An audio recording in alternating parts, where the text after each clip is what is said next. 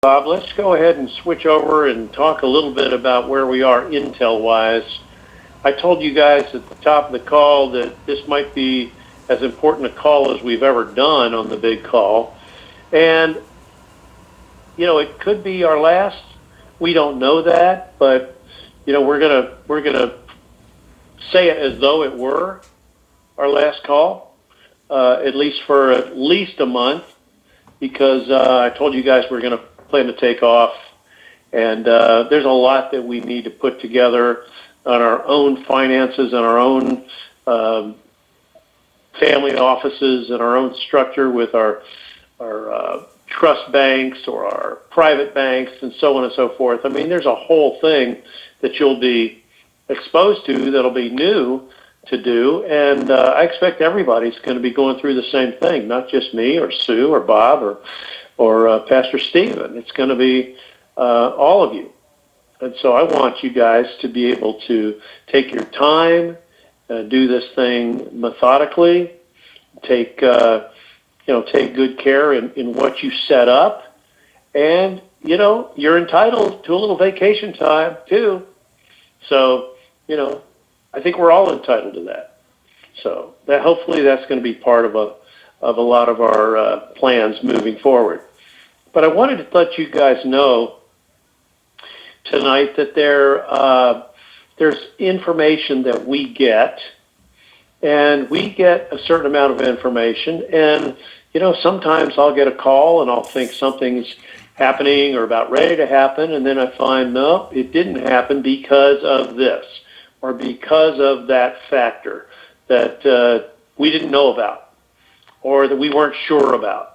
Okay, we'd heard a rumor about something, but then it wasn't defined what it was, and then we find out, okay, I see what it is. I see what needs to be done there before this goes.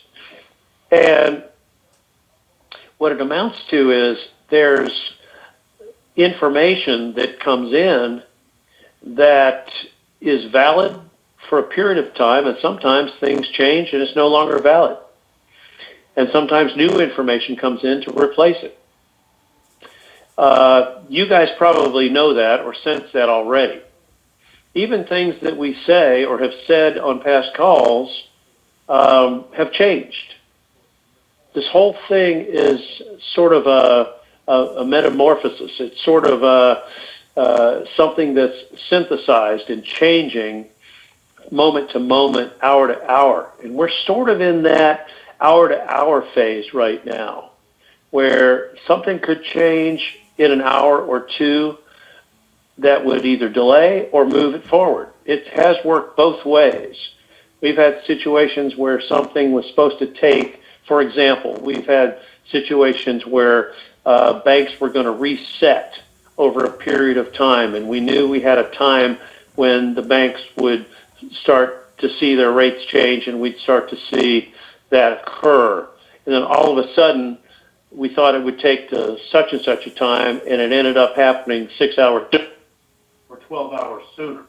I mean, that just happened last week. So it can work both ways. It can work sooner, or it can get pushed back later, depending on the situation. Hey, Bruce. Bruce, it's Bob. Yes, Bob, go ahead. Your volume went down by half. All right, let me go back and repeat a little bit. I've got to turn my head. Yeah, just the last couple sentences. I lost my signal there for a minute. Let's try that. Is that better? Yep. Okay. I don't know why my headphones DQ'd on me, but they did for a second. All right, let's repeat that segment just for a second. The idea is that information changes both directions. Some things move along quicker than we thought, and some things take a little longer than we thought.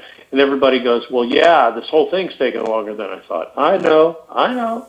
You're not telling me anything I don't know. Listen, guys, I've been in it 13 years. I'm about to hit my 14th year. Boy, don't speak that. I don't even want to speak that. But we're that close to me getting into my 14th year. So I know what you guys are thinking. I know if you're reading blogs, if you're listening to other calls, I know you're exposed to a lot of different things that are out there. And some of the things that you're hearing are things that I'm not saying. And there's a reason for that.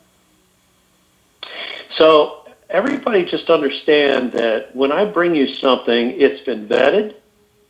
It's something that's, been authenticated as much as possible. It's been discerned, and it's been tested in most cases. Now, that's why I don't necessarily bring you up-to-date rates, or I don't try to project a date. Listen, we thought that we were going to go today. We thought we were going to go at lunchtime. Didn't happen.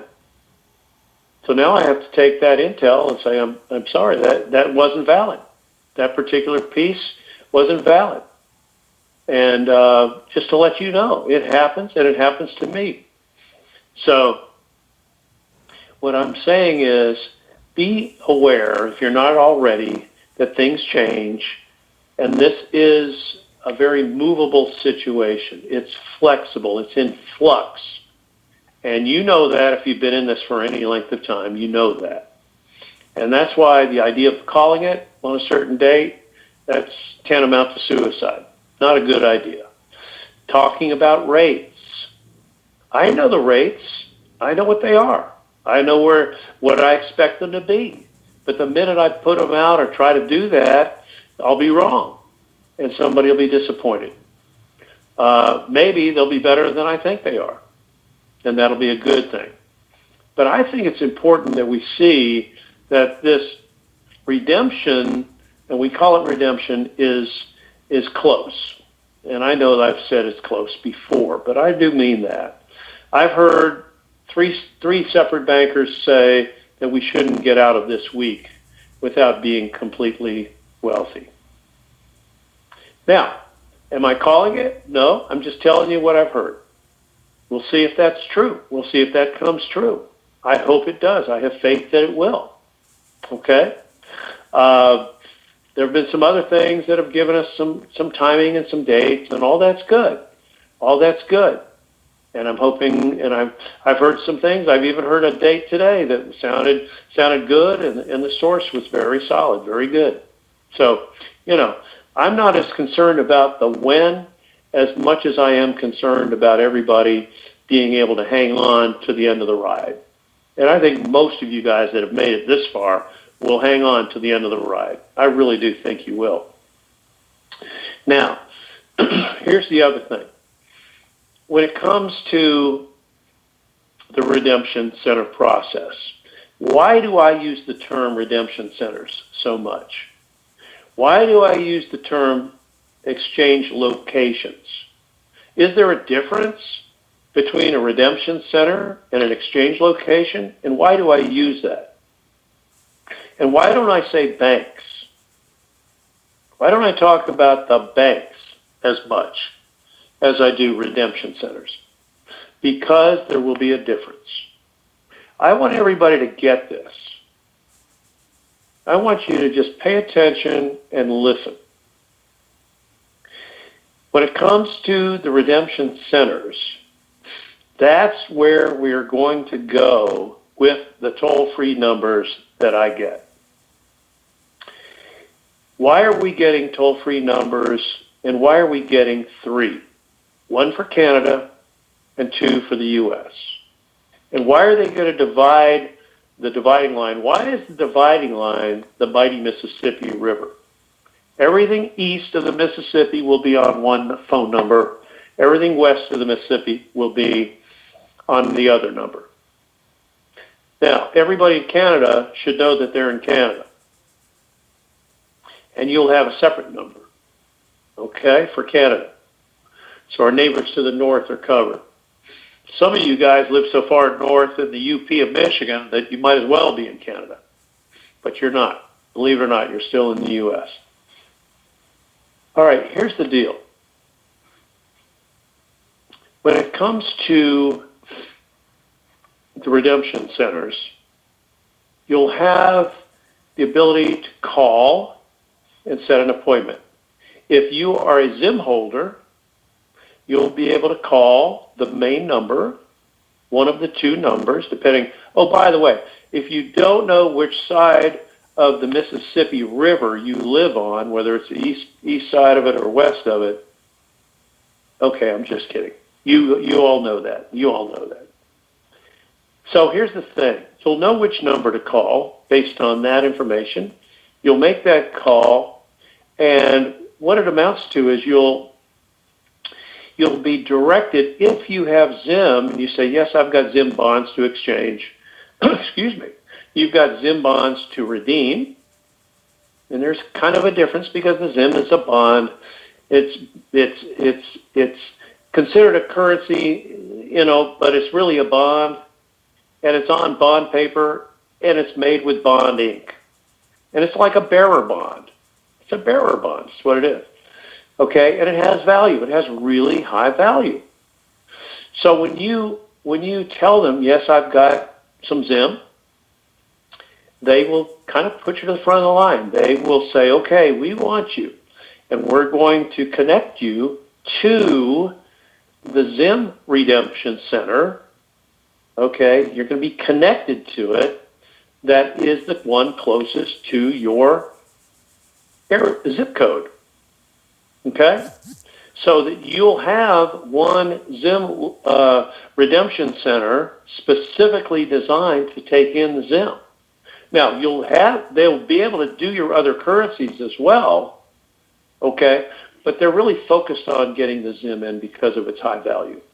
Okay, that's number one on their mind, is being able to redeem that Zim for you.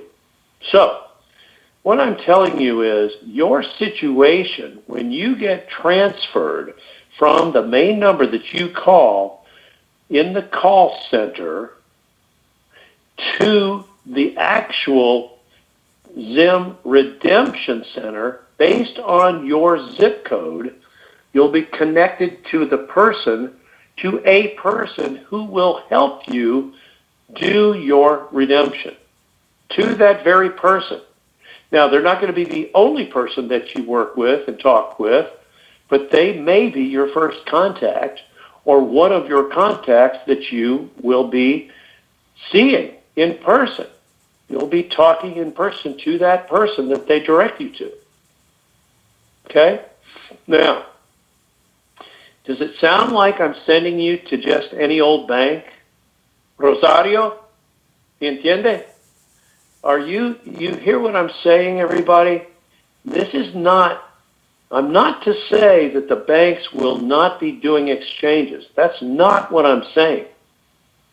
We've got 4,000 redemption centers in the U.S. We've got 7,000 plus tier 1 banks that are doing exchanges. And yes, they are entitled to do Zim. Okay? However, I want you to see that there's going to be a distinction between using your toll-free number, and I could care less if it comes to me or comes to anybody else, as long as you use the one that sends you to the call center that ends up, when you tell them you're a Zim holder, if you are, that takes you to a Zim Redemption Center. That's all that matters, because those are the ones that are going to have different rates on their screens than the other banks. Can I say that any more clearly? You need to be considerate of that if you want to get a decent and a higher rate. Now, we are in Tier 4. Tier 4 is what we call the Internet Group. There is a concept that I had a long time ago, years ago, which was Tier 5. Tier 5 is what we call the John Q. public, or the uninformed people. They're not listening to calls. They're not reading blogs. Somebody gifted them a note. Maybe they got some currency 7 years ago or 10 years ago, and they stuck it in a drawer, and they just are going around about their lives without any understanding of what's going on that we follow, sometimes too much, but that we follow online or we follow on calls. And I know it's confusing for you guys.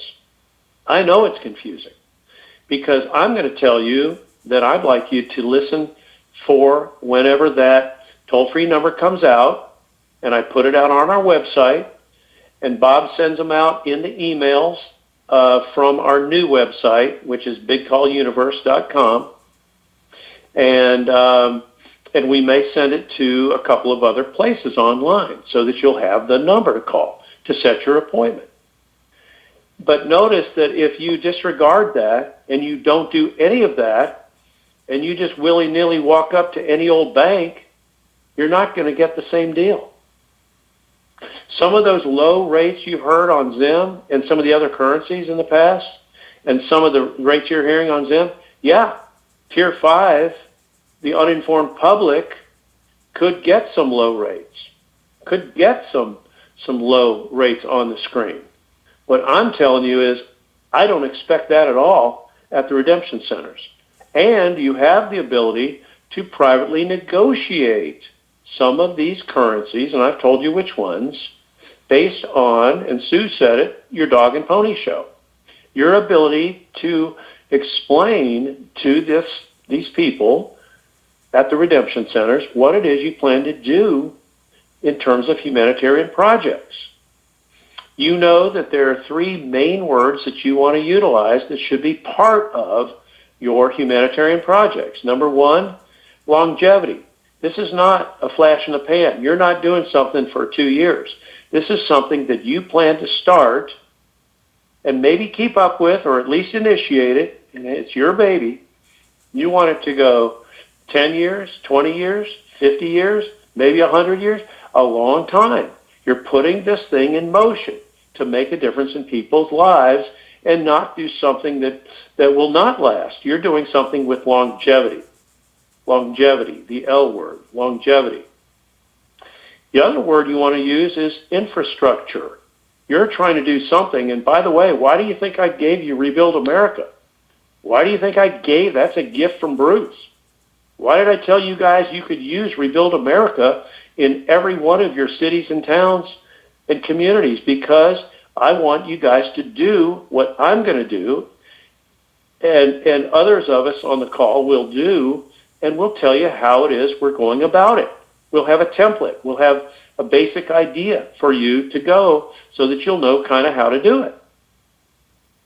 Now, a lot of that is going to be infrastructure. Some of it's rebuilding homes.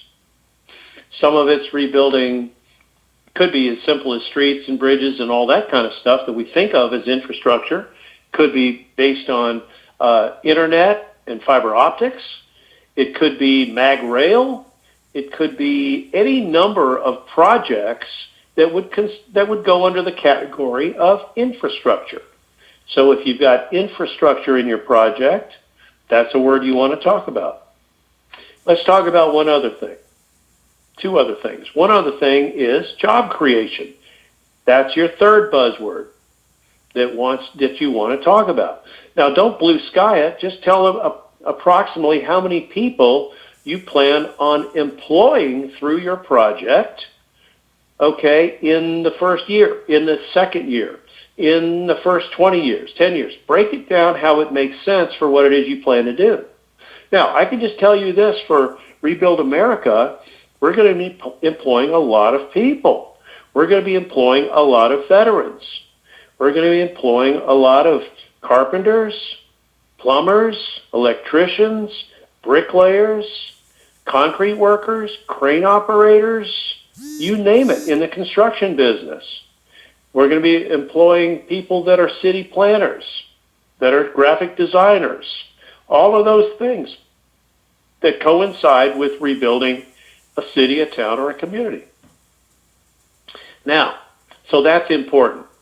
So you've got job creation, you have longevity, and you have the concept, what was the other concept I just got through with? Okay. A fourth idea, I'll come back to it. The fourth idea is we have a certain amount in this country, about almost 2 million acres of, let's call it, toxic areas, brown fields, toxic areas from leakage from gas tanks, from oil, from different things that have polluted the land to where the land is untenable for farming. It's not something that you can grow crops on. But we have a guy who has a guy that has a solution for that, chemically, with something that's not what we would think as a normal chemical, but probably is made up of something with enzymes and other things that will essentially return the soil back to use for farming in about 2 months. So that's something that we're going to make available that I'll know about. And if you guys talk about helping in that area, okay, it's called soil remediation. Soil remediation. If you have anything to do with farming, if you have anything to do with plants and growing food or anything like that, you know, soil remediation might be something that you'll want to work into your project. Because whether it's 2 acres or 200 acres or whatever it is, we need to clean up the land so that it can be productive again. Soil remediation. So that's the other concept. Okay? So I want everybody to beware of that as well. Now, let me see if there's anything else I could tell you regarding your exchange. I'm going to tell you, I know everybody's concerned about the ZIM, concerned about so-called, I don't even like the word, so I don't even use it. I'm going to tell you, what I want you guys to do is realize that, and we talk to people, believe me, we talk to people that are involved even now in ZIM platforms and ZIM exchanges that have been doing this for months and months, even well over a year. And we know the results, we know what they get, we know that there are no zeros coming off, and there won't be any zeros coming off for you. Now, I can't speak to what the individual banks are going to do for Tier 5. I can't tell you what's going to happen there. But under us, under the redemption centers, no zeros coming off. No zeros in front of the rate. No limit. No cap. No cap on the amount of currency. I don't care what currency it is. I don't care if it's ZIM, whether it's Dong, whether it's dinar. There is no cap on the amount that you can exchange. Did everybody hear that? There is no cap on the amount of currency that you can exchange. Now let's talk about limits. Is there a limit to the amount of money, honey, that you can get at the time of your exchange? Or at the time of your redemption if you're a ZIM holder? Yes, there is a limit.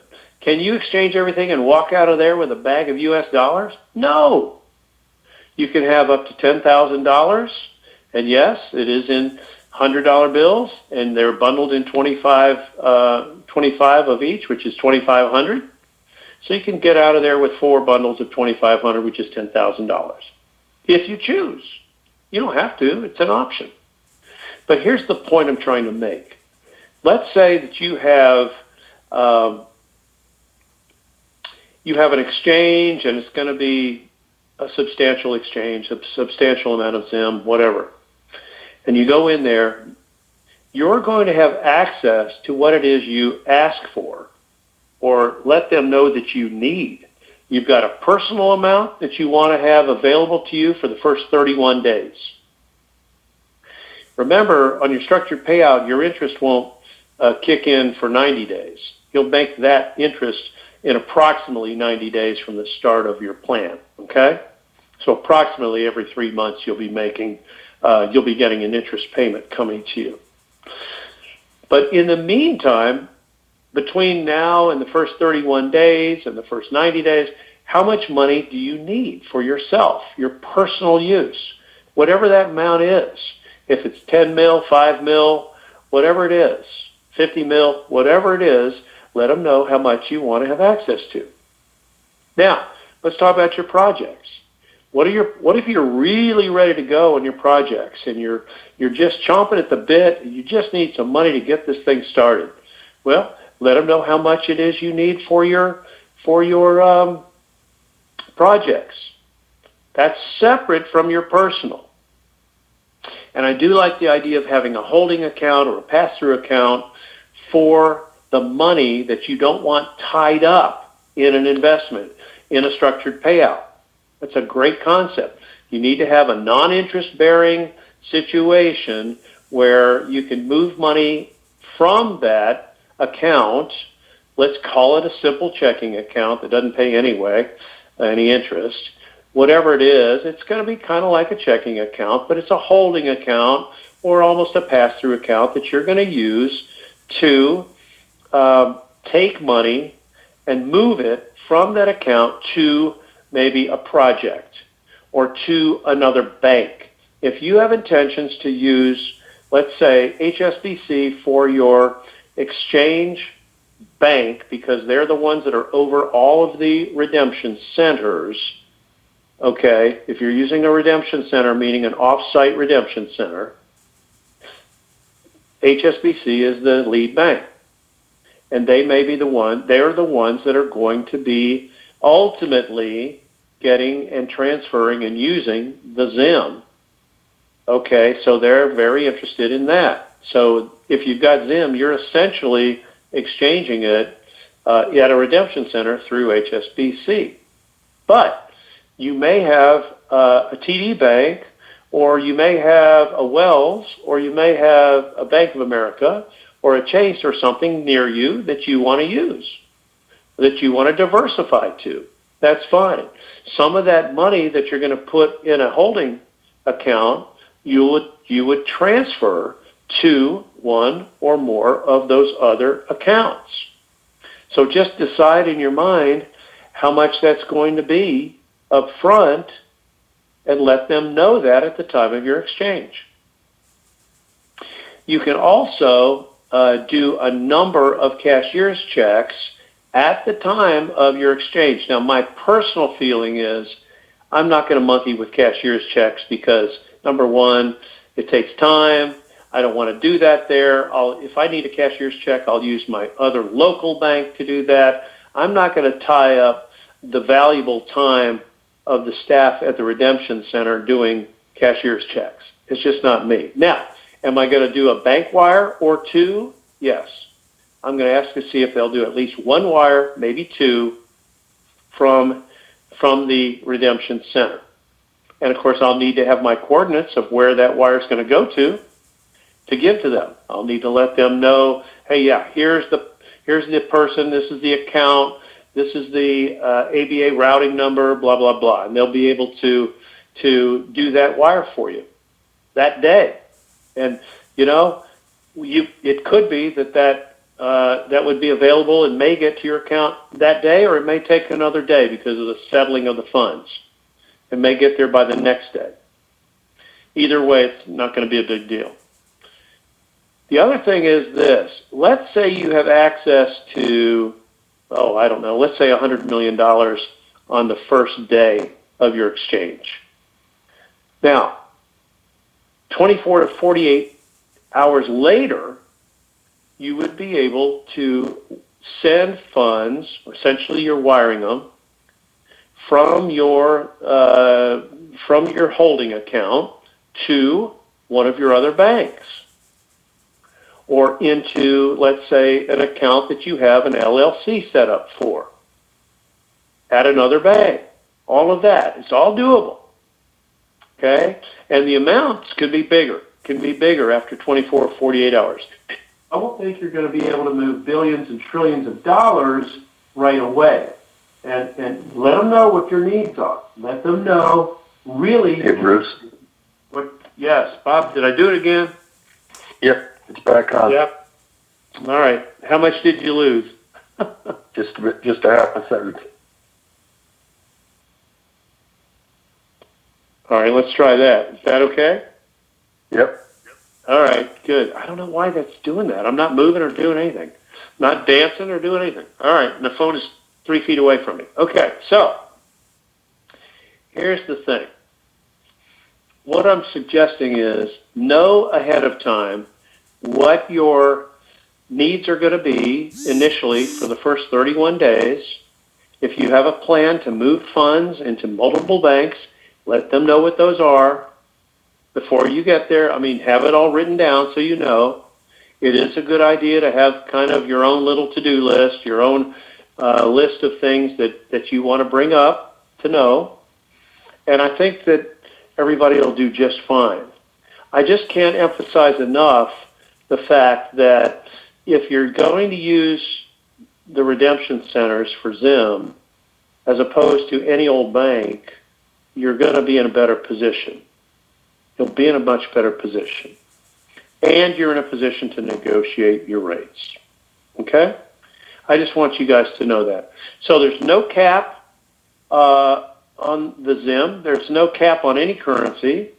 There's a limit on the amount of money that you can have initially, but it's going to be dependent upon how much you need and how much you want to have access to move to various banks or whatever. That is true. That is something that is true. But you can deal with those limits. You'll be able to put money on your temporary debit credit card when you get there, and then you'll get a permanent card in the mail to you probably within 48 hours. You'll have the more permanent black card, platinum card, palladium card, whatever metal you want to call, available to you. Okay? And I think you're going to have time, obviously, to set up meetings with your CPA, with your attorneys, your trust attorney, all of that. You know, it's going to take a few days, and you should plan for it to take some time after the exchange.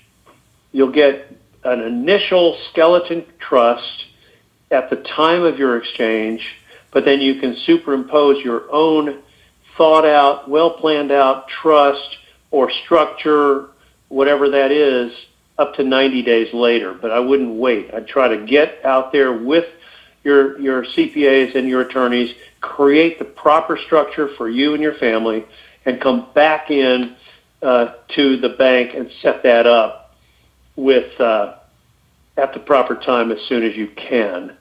I would do that. And then, of course, guys, we know that we're going to have the ability to work with family offices. We know we're going to have private banking, and and we'll have people that can work with us one-on-one through the banks. All of that's going to come. The more prepared you are going in, obviously, like anything else, the better off you're going to be. So I just wanted you guys to know that up front before you call. Now, do I still believe I'm going to get the toll-free numbers, 2 for the U.S. and 1 for Canada? Yes, I do. Do I know when that's going to be? No, not yet. I have an idea, and then I think we'll have that, and we will put that out and get that out to everybody that is registered at the new site. We've got 9,000 or 10,000 emails so far on bigcalluniverse.com. And that's the only site to go to if you want to be part of our future moving forward with projects and future podcasts. You go to that site and you register yourself by going to that site. There's a place to, Bob, are you still on? Tell me how the people go and register their email on that site. Yep. Exceedingly Rich, I believe, is still good, still true for us. And we'll see. We'll find out more, obviously, when I get the numbers and everything's cool. So I think that's why we're called for this. That's why we've been chosen for this. It's going to flow by quickly. It'll go very quickly. So just pay attention, okay, as it happens. And I want to thank everybody for coming in tonight and listening. I think we made the points we wanted to make on the call tonight. And for those that were listening to the recording,